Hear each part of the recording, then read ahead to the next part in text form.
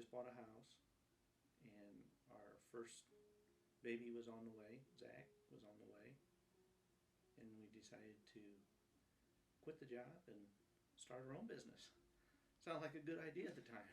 I've always kind of been a little crazy about keeping things clean, and whether it's my car or whatever, and so the business kind of fit for me. Dad cleaned for a company here in town that he'd cleaned for quite a few years with the other company that he worked for prior to starting our business, which was a carpet cleaning business. And he was in this company cleaning one night after hours, of course, and the president of the company approached him and said, when are you tired of working for this guy and gonna go out on your own? So Dad kind of had that in his head then after that point, and went to talk to him, and he made the offer to be a silent partner to get us started. I had the drive and the initiative to do things, and I was a hard worker, and there's just, that really wasn't a factor of making myself look good in front of anybody. It wasn't out to prove anything, I guess. When I grew up, I was the youngest of three boys, and out of the three, my oldest brother, he had some challenges with drug use and different things. They were involved with sports and things, but the drug issue, and then he had, from going through the drugs, he actually was hospitalized in Logansport and in places just because he couldn't function. And there was some abuse and things that happened that didn't work out so well for me. My older brothers were decent in sports, but I think they also expected the other baggage to come along, so they seen that I was decent in sports, but I think they were waiting for the other shoe to drop, and fortunately it didn't. My mom, she was single throughout grade school, and then when I was going into 7th grade, that's when she married a fireman, and she was with him 6 years. But during that time, my junior high years were rough. You're thinking, oh, finally I'm going to get a father figure.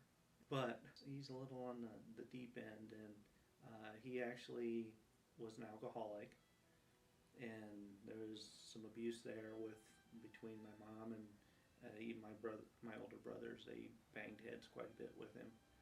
I tried to spend as little time at home as possible. Who I thought was my father, he never really paid support for us, and the government was coming after him for back support, even though I was 36 years old. We did a DNA swab and got the results back and said nope. He didn't have a father figure, but you wouldn't know it. He's been there since you kids were born. He never hesitated to get up with you guys at night. And if you guys would get up in the middle of the night and get sick, he'd jump right up. He'd let me sleep. He's been a good dad, and he's been a really good husband. And he's really not had anybody to model after. Just knowing that it's got to be better than what I had it. The golf coach, the cheer coach, the volleyball coach, baseball coach. I don't know. He played some baseball growing up, and he played basketball. I played freshman basketball, and then I was going out my sophomore year in basketball, and the athletic trainer decided to ask me if I'd like to be a student trainer. And so I had to make a choice between continuing basketball or becoming a student trainer. And at the time I still hadn't broke 5 foot, so I decided, hey, I might be a student trainer because I love sports.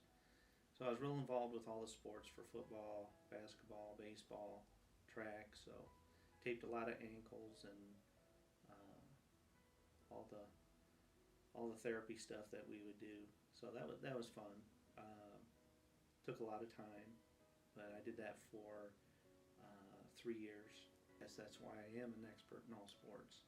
And enjoy golfing a lot and being involved with that. And I've helped coach a lot of golf and at the middle school, and helped also with the basketball, all through the kids as they grew up. I was assistant coach or coaching travel teams in baseball and basketball and volleyball. And, well, no, not volleyball. Not officially. I coached that on the way home. I don't know when he came the professional about cheerleading. He just pours everything into his kids.